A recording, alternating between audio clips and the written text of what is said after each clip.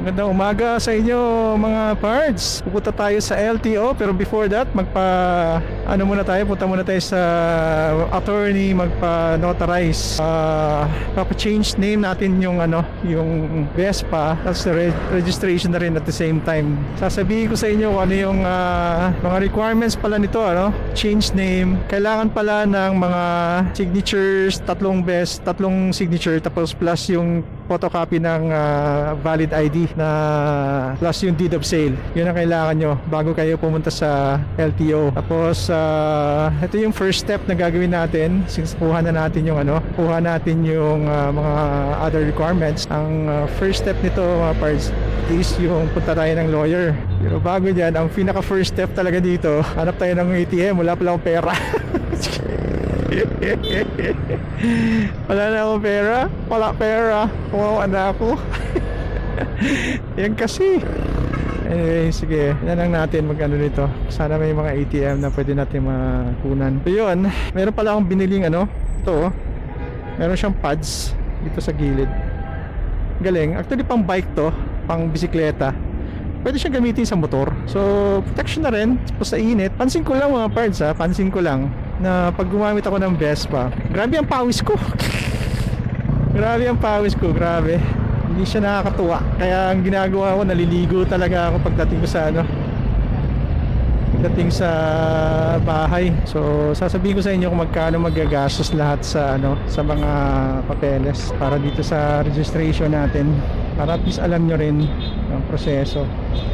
Siguro masasanay din ako dito sa malalim na na brake sa likod. Normal po talaga siya normal siya. Ayan na yung sinasabi kong hindi singit-singit ay Diyos ko. Yung sinasabi kong singit-singit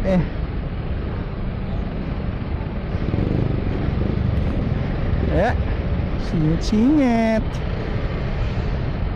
Traffic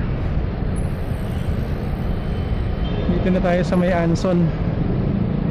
Problema saan tayo mag-park.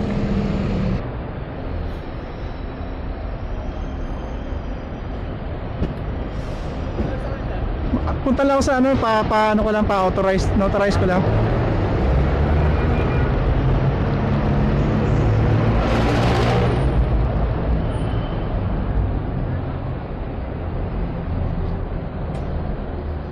Kung gusto niyo magpa-notarize na mura lang dito sa Anson Mall dito sa Cubao, lang yan parts, 300 pesos na gastos natin. Doon ka sa attorney na hindi ko alam kung meron ba sila attorney doon. Basta meron silang notarization notarize, accredited sila. Dito sa sa 20th Avenue, meron ding LTO dito parts Chip, asa yung SPG dito? Unang kanto sir, kanan ka. Unang kanto? Okay, sige. Unang kanto daw. Sige. Unang kanto kanan. Sige. Unang kanto kanan. Ito ba? Ito na yung unang kanto subdivision pala to. Gago rin subdivision pala yun, pumunta sa subdivision. Gusto ko sana dyan sa LTO na yan, kaso napaka-komplikado ng buhay ng mga tao dyan. Hindi ko maintindihan ba kasi last time komplikado yung change of name dun sa FECON ko dami nilang gusto. Ewan ko ba dun? Pero pwede naman natin try since nandito na tayo sa Cubao, yung SPG dito.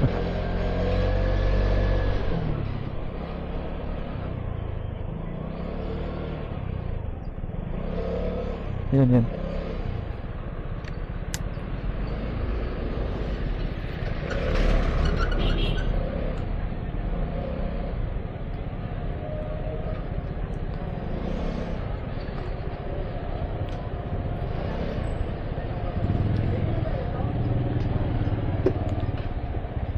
Boss, na dito yung SPG, no? At dito tayo pupunta.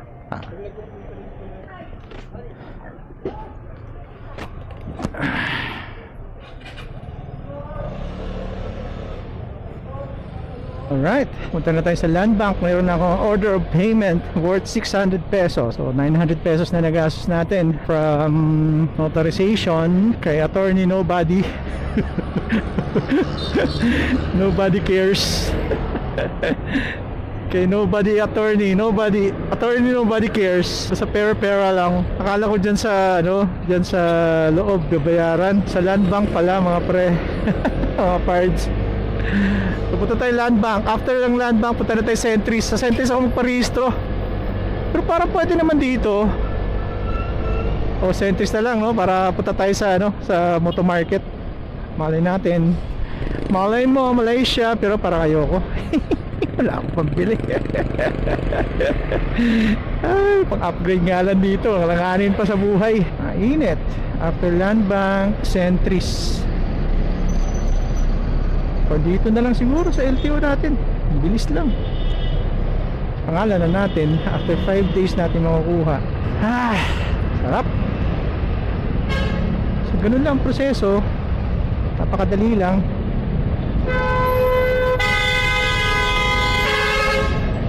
Oh, di ba? Ganda na aking busina. Nakakatakot. First the land bank. Land bank. Land Bank of the Philippines, brought to you by Land Bank. Wow! Ang bilis talaga pag scooter na maliit. Sanay na rin ako dito sa sa lever na to. Yan, China Bank tayo. Offline kayo? Hindi, wala na lang kaming Avenger. Ah, talaga? Kawawa naman kayo, brat. Okay itong sleeves ko sa gamit ko ngayon. Hindi siya parts, hindi siya mainit pag suot siya, pag nakatakbo na siya. Mainit lang siya pag kunyari nakatambay ka, yung mga ganun. Pero pag ka ongoing, moving, medyo hindi siya mainit. Sarap siya gamitin. Kamote moves.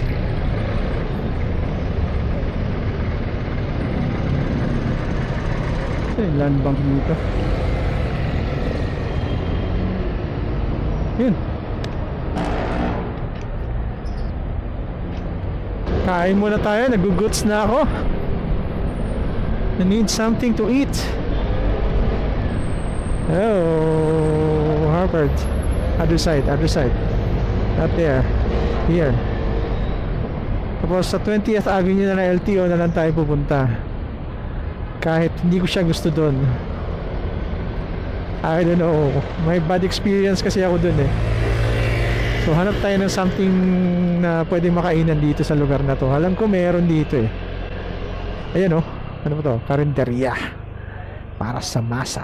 Mukhain naman ako ng karinderya eh. Sarap yung aking sleeves. Hindi siya mainit pag naka-andar na. Ramdam mo yung hangin eh. Nararamdaman mo yung hangin. Bawal sa akin yung soft drinks eh. Pero mapapainom ka talaga eh. Dahil sa sobrang init. Kailangan mo ng sugar sa katawan. Ayaw. Punta na tayo ng LTO. Pero before tayo pumunta ng LTO, punta muna tayo sa sketch muna natin to. Smoke belching. Sa insurance. Ganito po kasi yan. Tawakan nyo na sarap. Pupunta pa kayo ng LTO NCR. Sa Quezon Ave. Ah, okay. Hingi po kayo ng certified true copy. Na? Certified true copy. For transfer kanyo. Kasi sa tanong tayo nyo ng NCR, LTO, kung saan kayong LTO branch magpapa-transfer renewal. O dito? O dito po. Mas marami. Sasabihin nyo po ngayon sa LTO NCR para bigyan kayo ng certified true copy. Yun po kailangan nyo. Tapos insurance nyo po. Hihingi na po kayo ng certified true copy din sa wala namang bayad yun. Doon sa may dito sa may Hindi pa sa Media Araneta. Ah, doon sa may Araneta sa loob. Oh. Kompleto naman ang isa ng papers. Oh. So Araneta, pupunta pala ako Araneta nito.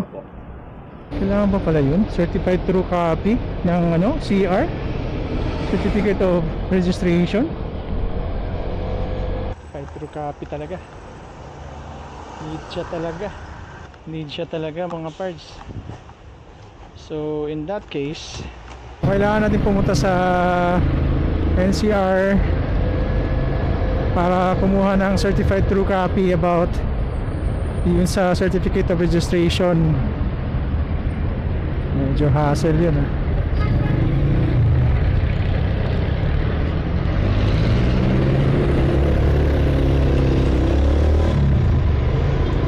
medyo malayo. Mayroong problema pala pag magpa-change ka ng pangalan, ano? Kaya yung iba hindi na nagpapa-change ng pangalan.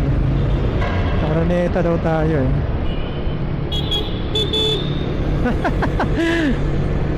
I'm starting to love my busina, ha? It's so cute. Bagay sa motor. Binabaha dito pag umuulan. Ito yung straight nito is papuntang LTO Araneta.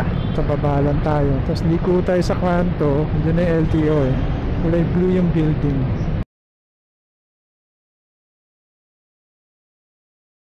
Failed ang ating agenda today.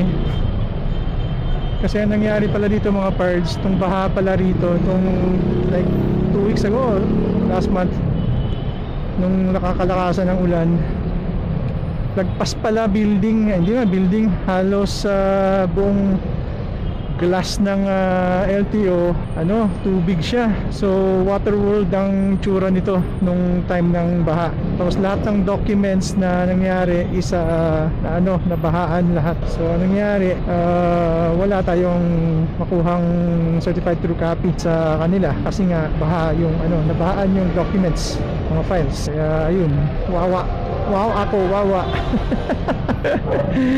uwi tayong luhaan. Diyos ko Lord, wala eh, hindi mo pwedeng mapatransfer ng pangalan sa'yo pag wala yung certified true copy ng CR mo. Tapos sabi nila ano na lang daw, tawag nito. So kasi isabay na yung registration eh. Hassle yung nangyayari ngayong araw mga parts. Hirap, hassle mga parts. Pero after this, siguro sana I doubt na maasikaso bukas yan. Siguro mga pa yan, Friday or next week.